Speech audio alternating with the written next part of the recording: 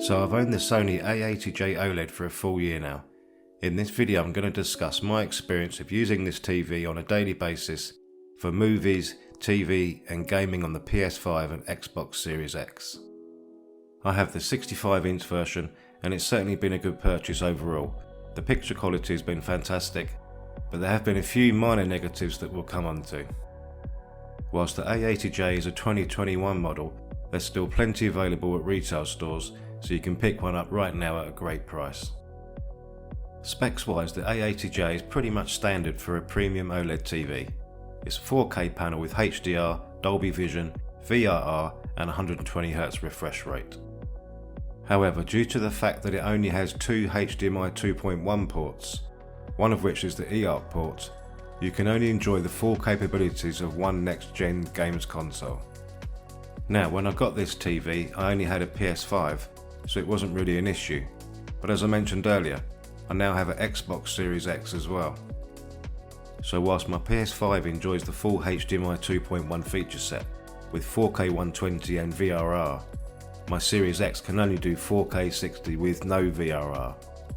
Now this isn't the end of the world, as 4K 60 is still enjoyable, but it isn't ideal either. You can notice the difference. VRR is a really nice feature that I can't enjoy on Xbox. So really this is worth considering if you're a gamer with multiple consoles. Apart from the HDMI limitations, gaming on the A80J has been a blast. Performance has been excellent and games are nice and responsive, with input lag coming in around 16 milliseconds at 4K 60. If you have a PS5, the A80J auto detects the console, so you're straight into game mode when you fire it up. There's also an auto HDR calibration feature tailor-made for the PS5. There have been a couple of negatives when gaming on the A80J. The ABL dimming kicks in now and again, which can be slightly annoying. I've mostly noticed this when playing Gran Turismo 7.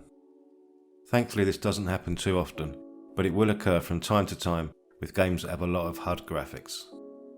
I've also noticed some temporary image retention when gaming on this TV, again from playing games with lots of on-screen graphics like Apex Legends. However, it always disappears after a short while, so really isn't anything to worry about.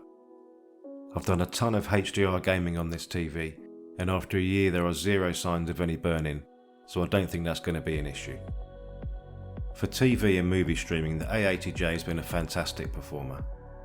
Picture quality is superb with the black levels and contrast you'd expect from an OLED TV. The XR image processor really does an awesome job. Images look detailed yet natural at the same time. Now of course you'd expect 4K HDR video to look great, but the A80J also does an exceptional job with regular 1080p streaming. Colour accuracy is another strong point of this TV. It looks great right out of the box when using the custom picture mode and Expert 1 colour temperature.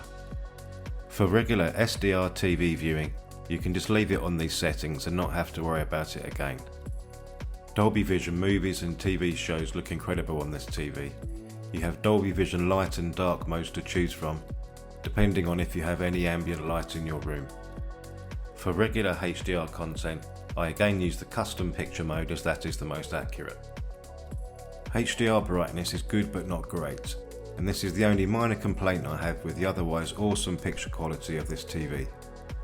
Before I had the A80J, I had a full array LCD panel that had noticeably brighter HDR highlights.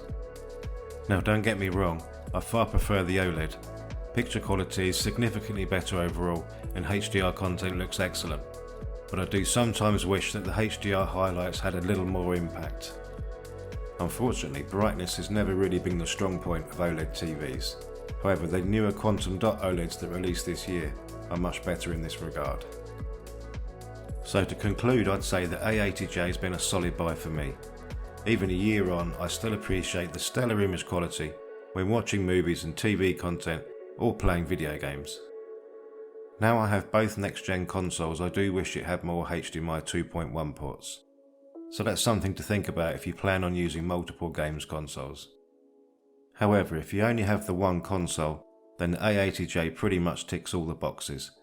And if you're not a gamer, then this TV really is sublime for watching movies, sports and other content. That's a wrap for this video. I hope it helped you out. I've been Tom Hyphen, Like and subscribe for more. You can also find me on Instagram and Twitter. Thanks for watching.